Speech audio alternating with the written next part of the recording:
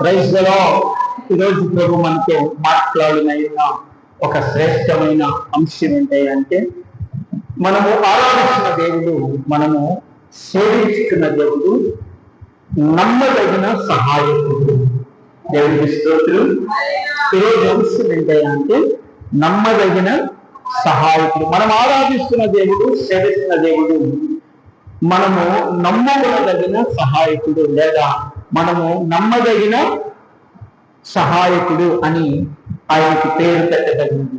చూడండి, కీర్తనలు 46వ అధ్యాయము 1 నుండి 3 వచనాలు మనము ధ్యానం చేసుకుందాం. దేవుడు మనకు మొదట ఏమైనాడంట? ఆశ్రయమును, 2 దుర్గమునై ఉన్నాడు. ఆపత్కాలములో ఆయన నమ్ముకునదగిన సహాయకుడు కావున భూమి మార్పు నందినను, నడి సముద్రములో పర్వతములు మునిగినను, వాటి జలములు ఘోషించుచు నురుగు కట్టినను, ఆ పొందునకు పర్వతములు కదిలనను మనము భయపడము. దేవునికి స్తోత్రం. ఈ 3 వచనాల్లో ఉన్నటువంటి ఒక అద్భుతమైన సారాంశం ఒక 4 మాటలుగా మనము ధ్యానం చేసుకుందాం. ఒకటి ఏంటంటే, మనము ఆరాధిస్తున్న దేవుడు ఆశ్రయమును. మొదట అంశం ఏంటంటే ఆశ్రయమునై ఉన్నాడంట. రెండోది దుర్గమునై ఉన్నాడంట. దేవుడికి స్తోత్రం. రెండోది ఏంటంటే దుర్గమునై ఉన్నాడంట. మూడవది ఏంటంటే ఆపత్కాలములో ఆయన నమ్ముకొనదగిన సహాయకుడంట. దేవునికి స్తోత్రం. మూడవ మాట ఏంటంటే ఆపత్కాలమందు ఆయన నమ్ముకున్నదగ సహాయకుడు అంట. దేవునికి స్తోత్రం. ఇవి 3 దేవునికి సంబంధించినవి. ఇవి 3 దేవునికి సంబంధించింది. 4వది ఏంటంటే ఇక్కడ 2వ వచనం 3వ వచనం మనం ధ్యానం చేసాం ఇందాక. చివరిగా ఏమంటుందంటే, మన జీవితంలో ఎంత గొప్ప ఉపద్రవం వచ్చినా, అంటే రెండోది భూమి మార్పు నందినను, నడి సముద్రములలో పర్వతములు మునిగినను, వాటి జనములు ఘోషించుచు మురుగు కట్టినను, ఆ పొంగులకు పర్వతములు కదిలనను మనము భయపడము. దేవునికి స్తోత్రం. హల్లెలూయా. దేవునికి మహిమ కలుగును గాక. నిత్యంగా దేవుని సన్నిధిలో మనము జీవించుతున్నప్పుడు ఏంటంటే దేవుని సన్నిధిలో మనము జీవించుతున్నప్పుడు ఈ 3 గొప్ప ఆశీర్వాదములు దేవుడు మనకిస్తాడు. దేవునికి స్తోత్రం. మనము లోకములో జీవిస్తే దేవుని ఆశీర్వాదం మనకు రాదు, కానీ నిత్యముగా క్రైస్తవులమైన మనం, దేవుని పిల్లలమైన మనము దేవుని సన్నిధిలో మనము జీవించినప్పుడు ఈ 3 ఆశీర్వాదాలు మనకు వస్తాయి. 4వ మాట ఏంటంటే, ఇక్కడ జరిగినటువంటి సందర్భం లేదా విత్తబడిన ఆ మాటలలో పరమ వాక్యం ఏం చెప్తుందంటే, నీకెన్ని బాధలు వచ్చినా, ఎన్ని ఇబ్బందులు వచ్చినా, ఏమండి, పర్వతములు తొలగినను, నట్టలు కత్తెరిల్లోనను నా కృప నీకు వీడిపోదు అన్న మాట నా జీవితంలో దేవుడు ఏమంటున్నాడంటే, అద్భుతముగా నిత్యముగా పర్వతములను మునిగినను, ఏమండి, నిత్యముగా దేవుని వాక్యం చెప్తుంది. పర్వతములు ఏం చేయంటే, చదవండి ఒకసారి మరలా. పర్వతములు మునిగినను, వాటి జలములు ఘోషించినను, మురుగు కలిగినను, ఆ పొంగునకు పర్వతములు కదిలినను మనము భయపడము. దేవునికి స్తోత్రం. నిత్యము దేవుని సన్నిధిలో మనం జీవించినప్పుడు ఈ 3 గొప్ప ఆశీర్వాదాలు వస్తాయంట. ఈ 3 ఆశీర్వాదాలు లేదా ఈ 3 అనుభవాలు నా జీవితంలో జరుగుతున్నప్పుడు మనం ఎటువంటి పరిస్థితుల్లో దేనికి కూడా భయపడము అని దేవుని వాక్యం సెలవిస్తుంది. దేవునికి మహిమ కలుగును గాక. చూద్దాం. మొదటిగా మనం ఏంటయ్యా అంటే మనకు దేవుడు ఆశ్రయముగా ఉన్నాడంట. ఏమైనాడంటే అండి, ఆశ్రయముగా ఉన్నాడంట. చూద్దాం సామెతల గ్రంథము 18వ అధ్యాయము. సామెతల గ్రంథము 18వ అధ్యాయం 10వ వచనాన్ని మనం చాలా జాగ్రత్తగా చదువుకుందాం. బాగా వినండి. నిత్యముగా 18వ అధ్యాయము 10వ వచనం మనం చదువుకుందాం. యెహోవా నామము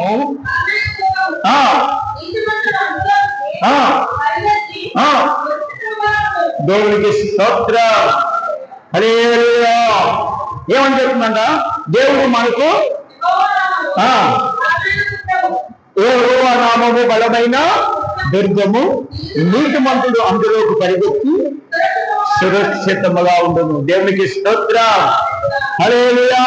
ఇక్కడ దేవుడు వాక్యం చెప్తుంది, నిత్యముగా పాత నిబంధనలో మనం చూసుకుంటే ఒక 6 ఆశ్రయపురాలు ఉన్నాయి. ఏమున్నాయంటండి? ఏమున్నాయంట?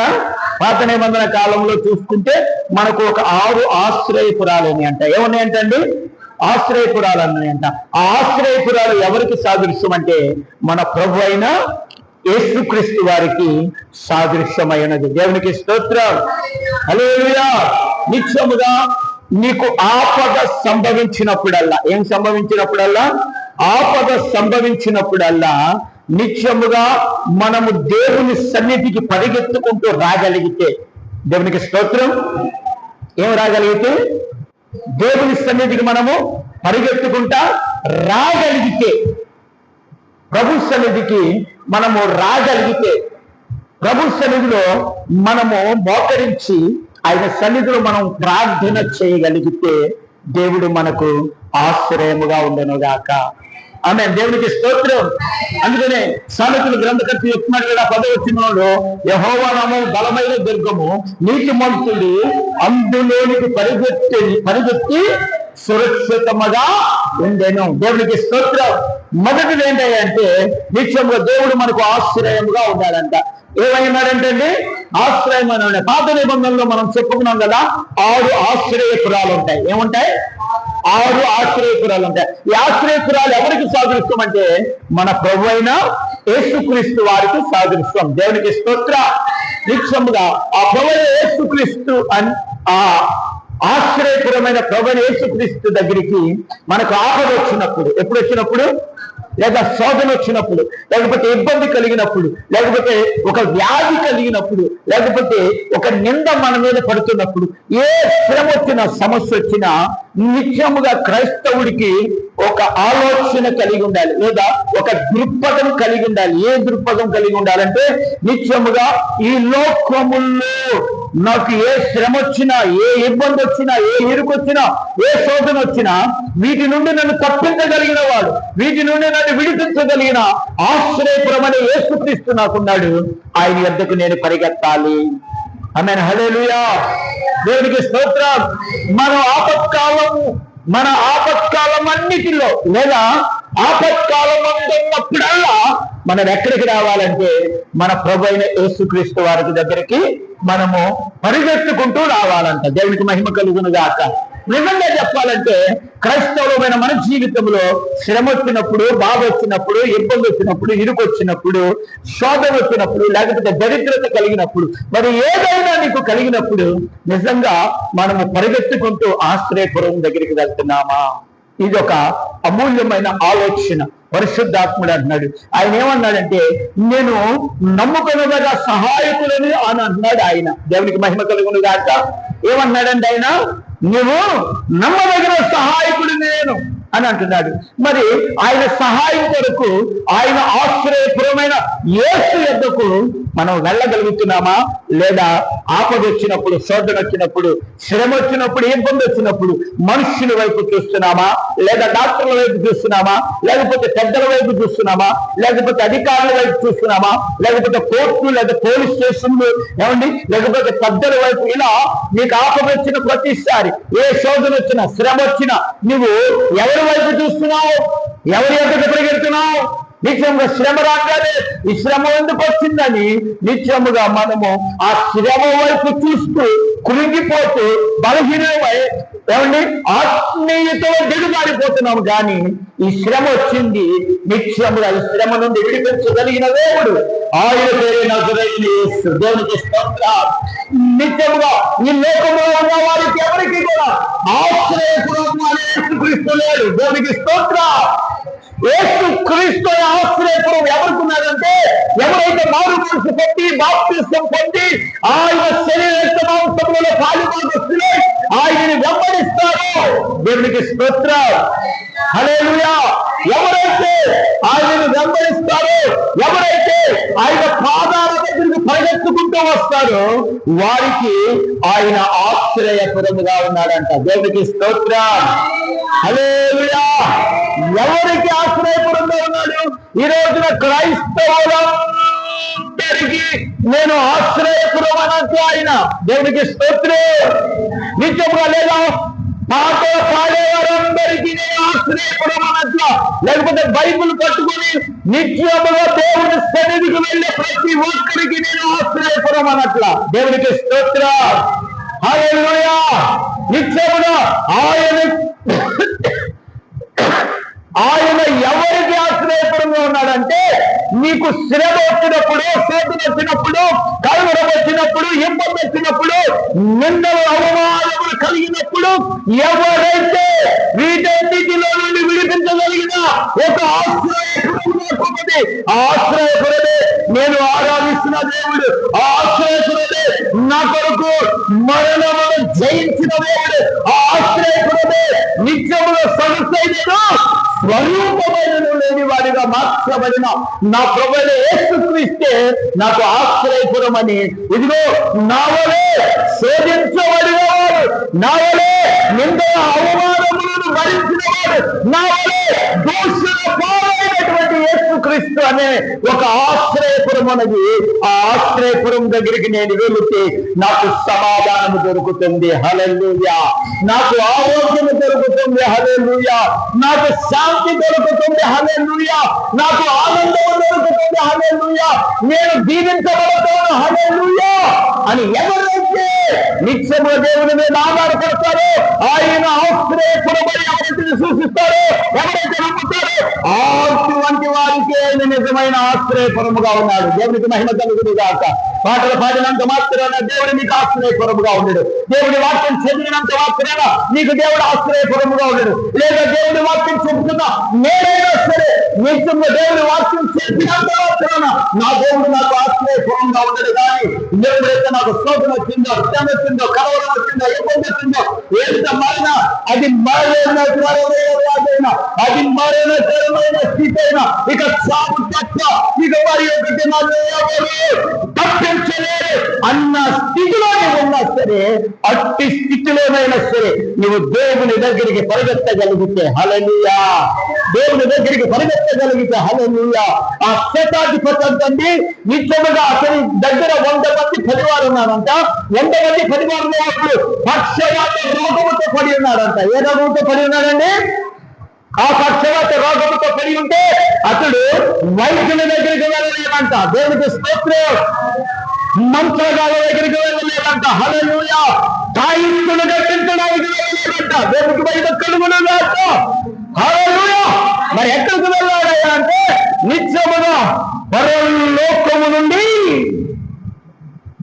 ఒక వాస్తు భూమి మీదకి శరీర రూపులో ఈ భూమి మీద ఉన్నటువంటి యేసుక్రీస్తు దగ్గరికి అతడు పరిగెత్తాడంట. దేవునికి మహిమ కలుగును గాక. హల్లెలూయా. నిజంగా నిత్యముగా ఆ శతాధిపతి అంటే వైద్యుల దగ్గరికి పరిగెత్తట్లేదంట, మంత్రగాల దగ్గరికి పరిగెత్తట్లేదంట, లేదా మంత్రస్వాముల దగ్గరికి పరిగెత్తట్లేదంట. దేవునికి మహిమ కలుగును గాక. ఎక్కడికి పరిగెడుతున్నాడో తెలుసా? నిత్యముగా పరలోకము నుండి దిగి వచ్చిన ఒక వాక్కు, ఆ వాక్కుకు నిత్యముగా శరీరం దాల్చిందంట. ఆ కృప సత్య సంపన్నుడు ఎక్కడున్నాడో వెతుక్కుంటూ అతని దగ్గరికి పరిగెడుతున్నాడంట. దేవునికి మహిమ కలుగును గాక. వెతుక్కుంటూ అతని దగ్గరికి పరిగెడుతున్నాడంట. ఎవరికి అర్థం కావట్లేదు ఇతడు ఎక్కడికి వెళ్తున్నాడు, ఇతడు ఏ ప్రాంతంలోకి వెళ్తున్నాడంటే యేసు ఎక్కడున్నాడో ఆ ప్రాంతాన్ని వెతుక్కుంటూ అతడు పరిగెడుతూ ఉన్నాడంట. దేవునికి మహిమ కలుగును గాక. ఈ బిడ్డను విడిపించగలిగిన వాడు, స్వస్థపరచగలిగిన వాడు, ఆరోగ్యగలిగిన వాడు, లేవనెత్తగలిగిన వాడు, మరలా ఆ అవయవాలను బాగు చేయగలిగిన వ్యక్తి ఆయన పేరు ఆశ్రయపురమైన యేసుక్రీస్తు. దేవునికి స్తోత్రం. హల్లెలూయా, హల్లెలూయా. ఈ రోజున అనేక మంది అనేక రకాలుగా పరిగెడుతూ ఉన్నారు. కానీ ప్రభు చెప్తున్నటువంటి మాట ఏంటో తెలుసా? ఒక అద్భుతమైన మాట. నిత్యముగా యేసుక్రీస్తు దగ్గరికి పరిగెడుతున్నాడంట. నిత్యముగా అందరూ చూస్తున్నారు. అతన్ని వెంబడించుతున్నవారు, యేసుని వెంబడించుతున్నవారు చూస్తున్నారు. ఆయన వెనుకున్న శిష్యులు చూస్తున్నారు. అందరూ చూస్తున్నా సరే ఒక్కసారి యేసుక్రీస్తు పాదాల దగ్గరికి వచ్చాడంట. దేవునికి మహిమ కలుగును గాక. హల్లెలూయా, దేవునికి మహిమ కలుగును గాక. ఒక్క మాట చెప్తున్నారు, అయ్యా నా దాసుని స్వస్థపరచగలిగిన వాడు నువ్వే. హల్లెలూయా. నిత్యముగా ఆ బంధకాల నుండి విడిపించగలిగిన వాడు నీవే. దేవునికి స్తోత్రం. హల్లెలూయా. ఆ బంధకాల నుంచి విడిపించగలిగిన వాడు నీవే, ఇంకెవరు విడిపించలేరు. దేవునికి స్తోత్రం. ఎవరు బాగు చేయలేరు. హల్లెలూయా. నిత్యముగా అయితే నువ్వు రావవసరం లేదు. దేవునికి మహిమ కలుగును గాక. ఎవరంట? నీవు రావవసరం లేదు. మరి ఎందుకంటే నీవు మాట మాత్రము సెలవిస్తే చాలు. దేవునికి స్తోత్రం. చెప్దాం ఒకసారి. హల్లెలూయా. ఏంటంటే మాట మాత్రము సెలవిస్తే చాలు, నా దాసుడు స్వస్థపరచబడతాడు. దేవునికి మహిమ కలుగును గాక. ఒక్కసారి అంటే నిత్యముగా యేసుక్రీస్తు సంతోషముతో ఆనందముతో నిత్యముగా ఆయన ఏమండి ఒక అద్భుతమైనటువంటి మాట రిలీజ్ చేస్తున్నాడు. దేవునికి స్తోత్రం. ఆయన ఆనందానికి అవధులు లేవంట. దేవునికి మహిమ కలుగును గాక. ఆయన సంతోషానికి అవధులు లేవంట. దేవునికి మహిమ కలుగును గాక. నేను చెప్తున్నాను, అక్కడున్న వారందరిని బట్టి ఆనందం లేదు అతనికి. దేవునికి స్తోత్రం. ఆయన శిష్యుల బట్టి కూడా ఆనందం లేదు. హల్లెలూయా. నిత్యముగా ఆయన ఎవరు నిత్యముగా ఈ శతాధిపతికి తెలిసింది కాబట్టి నా ప్రభు ఆనందిస్తున్నాడు. హల్లెలూయా. నా ప్రభు సంతోషిస్తున్నాడు. దేవునికి స్తోత్రం. నిత్యముగా ఏమన్నాడు తెలుసా? ఒక్కసారి అలా కలిగిరంట, అలా చూశాడంట. చూసేమన్నాడు తెలుసండి? నిత్యములో ఇతడికి ఉన్నటువంటి విశ్వాసం మీలో ఎవరిలో కూడా లేదన్నాడు. దేవునికి మహిమ కలుగును గాక. హల్లెలూయా. అంటే ఎందుకు అతనికి విశ్వాసము అంటే ఆయన ఎవరంటే సూర్యములో సమస్తమును సృజించిన దేవుడు. దేవునికి మహిమ కలుగును గాక. ఆ వాక్కు ఈ ప్రపంచాన్ని సృష్టించింది. దేవునికి స్తోత్రం. ఆ వాక్కు సూర్య చంద్రులను సృజించిన వాక్ అంట. దేవునికి మహిమ కలుగును గాక. ఇప్పుడు నువ్వు నాతో రావాల్సిన యేసుక్రీస్తు అన్నాడు. దేవునికి మహిమ కలుగును గాక. నువ్వు నాతో రావాల్సిన లేదయ్యా. ఎందుకు నేను రావాల్సిన లేదంటే నువ్వు సూర్యములో సమస్తమును సృజించిన దేవుడు. దేవునికి స్తోత్రం. హల్లెలూయా.